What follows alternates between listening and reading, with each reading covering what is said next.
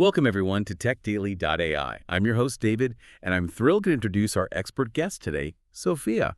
We have a fascinating briefing lined up for you. But first, you can sponsor this podcast for just $25. Your message will be featured across major platforms like Apple Podcasts, Amazon Music, Spotify, and more. If you're interested, visit TechDaily.ai to get started today. It is fantastic to be here. We really have a lot of complex ground to cover today. We absolutely do. I mean, imagine getting fired or suddenly losing your hard-earned holiday bonus, right? Yeah. Not because of anything you did wrong, but just because a piece of foundational software you've never even heard of crashed on a server somewhere hundreds of miles away. Yeah, it's a terrifying thought. It really is. Today, the old idea of a cybersecurity fortress, with the massive stone walls, the deep moats, guards at the gate that's completely dead, we're looking at a modern battlefield that just shifts wildly. From sweeping, panic-driven government mandates all the way down to incredibly intimate psychological manipulation right on your personal smartphone. Exactly, because the perimeter just isn't a corporate network anymore. The perimeter is you. Right. It's the messaging apps you use to talk to your family, the hospital where you get your blood tested, the grocery store where you buy your food. Every single touch point in your daily life is now part of this larger, incredibly fragile ecosystem. I think anyone listening to this right now who actually manages an IT team is probably going to roll their eyes at what we're about to discuss. Oh, I'm sure they will. Because the pressure is really starting right at the top. Yeah. The U.S. government is taking an unbelievably aggressive new stance on defense. We're talking about the Cybersecurity and Infrastructure Security Agency, or CISA. Right, CISA. They just issued this sweeping binding directive for federal civilian agencies, and they are giving these agencies a mere 3 days to fix high-risk software flaws. Which, I mean, in the bureaucratic, slow-moving world of massive federal IT departments, is essentially asking them to travel at warp speed. It's insane. 3 days is a blink of an eye for them. But it's not just any random flaw that triggers this, right? This rapid deadline only kicks in if a vulnerability hits a very specific trifecta of conditions. Right, yeah. First, the underlying asset has to be publicly exposed to the internet, meaning literally anyone with a web browser or a port scanner can see it. Exactly. And second, CISA has to actually have it listed on their known exploited vulnerabilities catalog. Okay, so it has to be a known active threat. Exactly. And the third condition is that hackers could gain total control over the system, or, and this is important in cases where the exploitation is automated, even partial control is enough to trigger that 3-day alarm. Wow, so if a bot can do it, you still only get 3 days. Yeah. The underlying philosophy CISA is pushing here is essentially, patch smarter, not harder. Because for years, the industry standard has been something called CVSS, the Common Vulnerability Scoring System. Right, I've heard of that. Yeah, it assigns a numerical score to a bug based on its theoretical technical severity. But CISA is shifting away from that toward the stakeholder-specific vulnerability categorization framework. SSVC. Right, SSVC. This new framework throws out the theoretical completely. It looks at real-world risk. Like, is this bug being actively exploited by criminals right now? Is the server facing the open internet? So it's basically triage. Exactly. It's triage on an active battlefield, focusing solely on the bleeding wounds. But let's look at the practicality of that triage for a second. Because Microsoft just released its June update, and they patched 200 vulnerabilities in a single massive dump. 201 go, just incredible. Including 6 0 days. And just to clarify for anyone not familiar, a 0 day is a flaw that the software vendor had literally 0 days to prepare for. Because hackers discovered it and started exploiting it before a fix even existed. Which is the worst-case scenario. Right. And 3 of those were publicly disclosed before the patches were available, including a major Windows BitLocker bypass. Oh, wow. Yeah, which lets an attacker with physical access totally circumvent full disk encryption. So you have a government agency demanding a 3-day turnaround, and I can't help but think, isn't this like telling a ship's captain they have 3 days to patch a hole in the hull while they're simultaneously navigating a Category 5 hurricane and receiving 200 brand new, highly complex parts from Microsoft that they also have to install while the ship is pitching back and forth? I mean, your analogy is close, but honestly, it's actually worse. Worse? How? Because you don't even know where the hole is. Your ship is made of 1 million invisible third-party components. Oh, man. Yeah. Former CISA Section Chief Todd Beardsley actually went on the record expressing severe doubts about this. What did she say? He stated he remains highly dubious that a 3-day deadline spread across more than 100 massive federal agencies is an achievable patch cadence today. Then why do it? I mean, why issue a mandate that the people on the ground view as functionally impossible? Well, because governments are panicking. Threat actors have drastically shortened the time between when a vulnerability is disclosed to the public and when it is actively exploited in the wild to launch ransomware. How fast are we talking? It used to be weeks or months. Now it's a matter of days or sometimes literally hours. This mandate is a desperate, forceful attempt to build systemic resilience before a catastrophic crisis strikes. So they're just forcing the issue. They are trying to force a cultural shift, yeah. Yeah. Demanding that agencies know their attack surface so intimately that a 72-hour turnaround becomes a muscle memory rather than a panic scramble. But if human IT teams are drowning under 3-day deadlines and hundreds of patches a month, they really have no choice but to automate, right? I mean, they have to rely on artificial intelligence to scan their code and triage these flaws just to survive the workload. No, absolutely. Automation is their only life raft right now. And that brings us to the most fascinating and frankly terrifying shift in this arms race. Attackers know that defenders are completely reliant on AI, so they are brilliantly turning that AI against itself. We're seeing this play out in software supply chains right now. Right. Let's talk about the Python Package Index, or PyPI. For our listeners, that's a massive open-source repository where developers share code. Right. Hackers involved in the many Shai-Hulud, Miasma, and Hades supply chain attacks are using a wild new tactic there. They are burying forbidden prompts inside JavaScript block comments. Yeah, this is so interesting. We are talking about literal text instructions on how to build nuclear or biological weapons, just hidden in the background text of the code files. Yeah, and to understand why this actually works, you have to look at how modern security scanners actually function.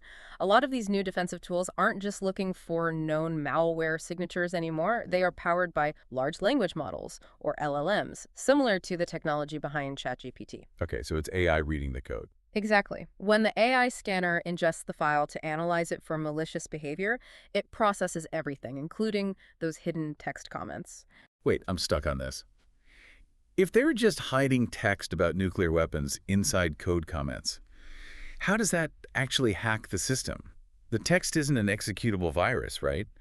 Are they trying to reprogram the AI scanner's core logic? No, they aren't rewriting the scanner's code at all. They are exploiting the AI's internal safety programming. How so? Well, LLMs are trained with strict ethical guardrails to never process, generate, or assist with dangerous topics, like building weapons of mass destruction. Oh, I see. So it's essentially a distraction tactic. They aren't hacking the guard dog. They're just like throwing a laser pointer against the wall to distract it while they sneak past. Sort of. Like they trigger the AI into a moral panic about nuclear weapons, so it refuses to process the file before it even reaches the actual malware payload. You're definitely on the right track with the distraction idea, but it's a bit more insidious than just making the dog look away. It's more like, well, it's like throwing a steak laced with heavy sleeping pills over the fence. Oh. The AI doesn't just get distracted. Its internal safety protocols force it to completely shut down its core analytical function. This is known as context pollution or prompt confusion. Context pollution, okay. Yeah. The LLM encounters the nuclear weapon text, flags a critical safety violation, and halts the entire analysis process. The actual malicious code hidden further down in the file slips right past the checkpoint unexamined because the AI just refused to read any further. That is incredibly clever. It proves that as we lean heavily on AI to solve that massive vulnerability volume problem we talked about earlier, attackers will just weaponize the safety guardrails programmed into these LLMs. Exactly. It's not just on the enterprise side. They are hijacking the AI boom for regular consumers, too. Oh, absolutely. We're seeing a massive spike in malvertising targeting everyday users. Microsoft recently flagged a threat group they track as Storm 3075. Storm 3075. Yeah, and they are capitalizing on the fact that AI is basically the most searched buzzword on the planet right now. Everyone wants the latest tool to boost their productivity. So these attackers are using entirely fake AI product names.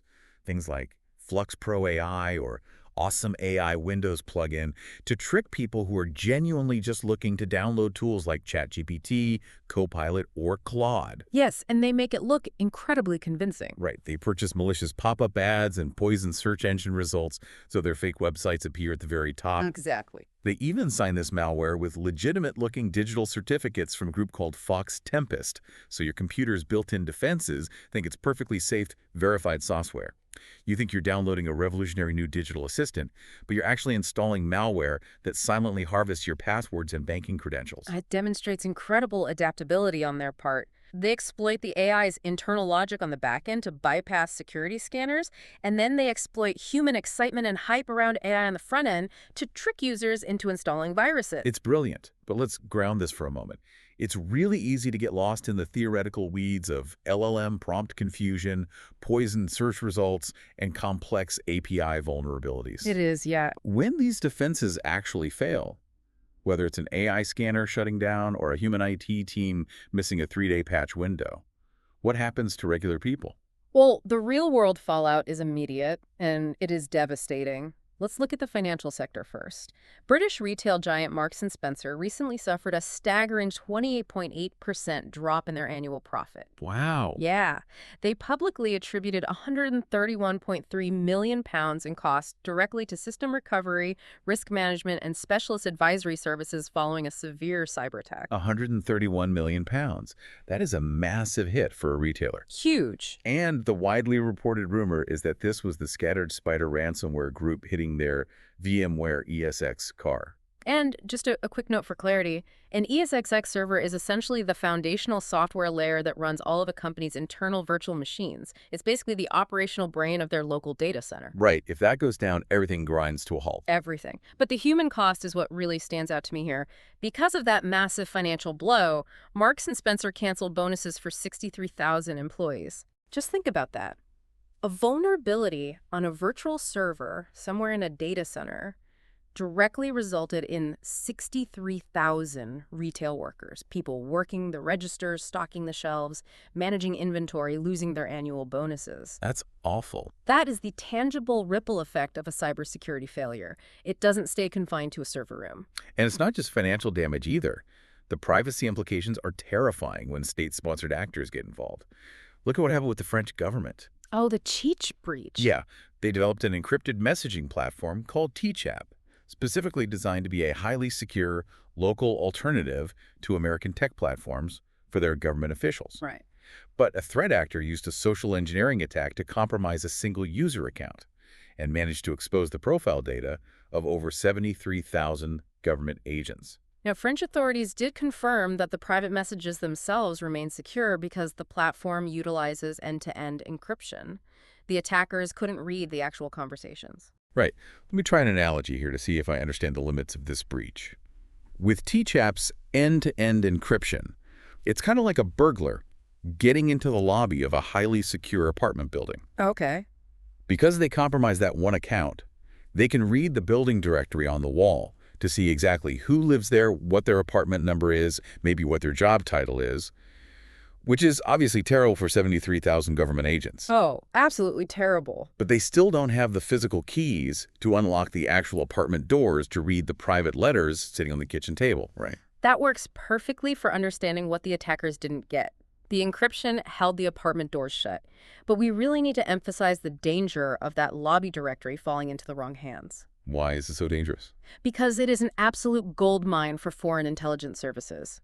The attackers stole names, email addresses, organizational affiliations, and device metadata. Oh, wow. Yeah, they didn't just get a list of names. They got a highly detailed, perfectly accurate map of the French government's organizational chart. They know exactly who works in which department and who communicates with whom. That's a huge vulnerability. It is. That metadata will be used to launch incredibly precise, targeted spear phishing campaigns in the future. Which is chilling. And the fallout gets even more serious, literally life or death when we look at healthcare. CISA recently had to order emergency patching for a checkpoint VPN flaw. Right, the VPN vulnerability. Yeah, a VPN, or virtual private network, is supposed to be the secure, encrypted tunnel that remote workers use to safely access a corporate network. But if there's a flaw in that software, the secure tunnel becomes a wide-open front door for extortionists. Exactly. In this case, the flaw was being actively exploited by the Quilin ransomware group. And this is the same Russian-speaking group that recently hit the Mid and South Essex NHS Trust in the UK, stealing approximately 2,380 sensitive patient records. And that devastating breach was right on the heels of a similar attack on Bedfordshire hospitals that involved 33,000 patient records. 33,000. Unbelievable. This was part of a broader systemic attack on a third-party pathology services provider that severely disrupted blood transfusions and delayed critical lab results across hospitals in London.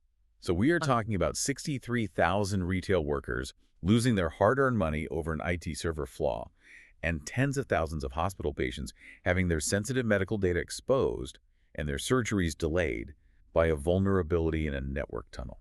It really highlights how deeply interconnected our physical world is with these digital systems. But, technical flaws are only half the battle. What do you mean? Well, you can mandate a 3-day patch window, you can update a virtual server, and you can secure a VPN. But how do attackers get in when the code itself is actually locked down? Right. They bypass the technology entirely and target the human mind. The landscape is shifting all the way down to incredibly intimate human espionage. Right. There is this undocumented cyber espionage group that security researchers are calling CISA clone. They are actively targeting Russian troops who are stationed in border regions and combat zones. Yeah. And they aren't burning millions of dollars developing complex, zero-day software exploits to hack military networks. They're simply posing as women seeking romantic relationships on the Telegram messaging app. It is classic honeypot espionage, just weaponized for the smartphone era. Technical defenses are incredibly rigid and hard to break. Human emotions, particularly loneliness and stress, are much easier to manipulate. They strike up a conversation, they build a rapport, and they establish trust with these servicemen over weeks.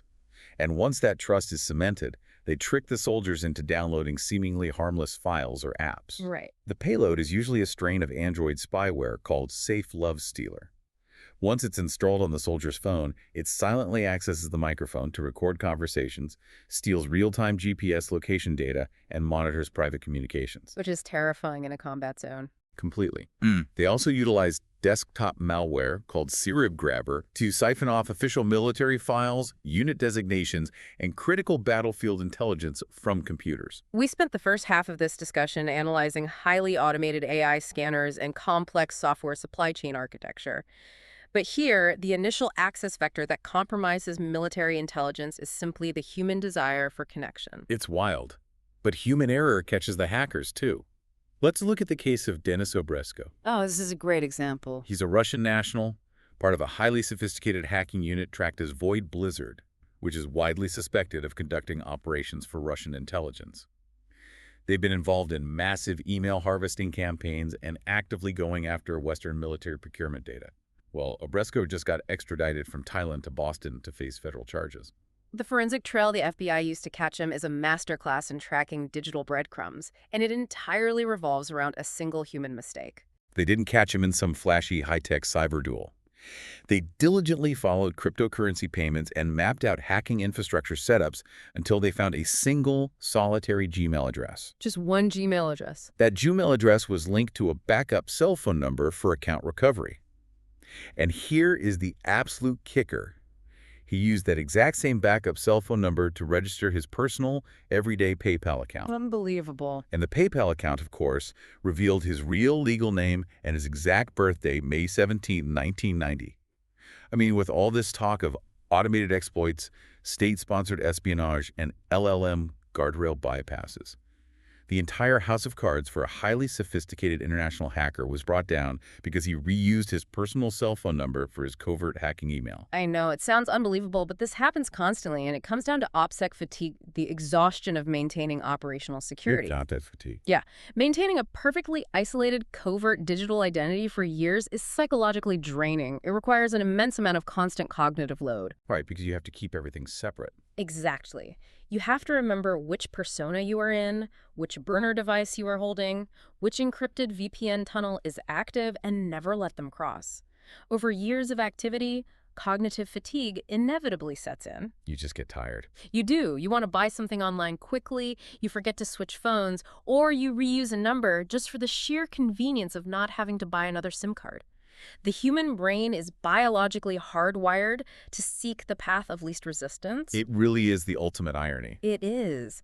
Whether it is a soldier seeking a romantic connection in a war zone, an employee clicking on a fake AI software ad because they are rushing to finish a project, or a sophisticated threat actor who just wants the convenience of a single PayPal login, human desires, habits, and fatigue consistently override the most complex technical security measures we can invent. To summarize everything we've unpacked today, I think the main takeaway for you listening is that cybersecurity is no longer a series of isolated, strictly technical events.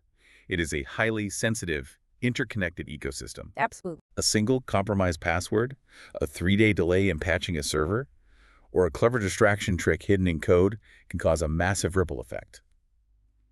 We've seen how a digital flaw cascades into the physical world, resulting in canceled holiday bonuses for retail workers, stolen hospital records, and compromised battlefield intelligence. We started today by talking about how the fortress metaphor is dead and how the battleground is shifting from rigid walls to psychological manipulation. And it's only going to get more complex from here. It really is. So I want to leave you with a final thought to ponder. Today, we saw how cutting-edge AI guardrails are being tricked by hypothetical scenarios about nuclear weapons, and human soldiers are being tricked by hypothetical romances on Telegram. As artificial intelligence gets better and better at mimicking genuine human interaction and generating its own malicious code on the fly, how long until the romance scammer and the malware-generating LLM are the exact same entity? The next time you get a random message from an unknown number striking up a friendly conversation, ask yourself, are you talking to a person or a script? Thank you so much for joining us on TechDaily.ai. Stay curious, stay secure, and we'll see you next time.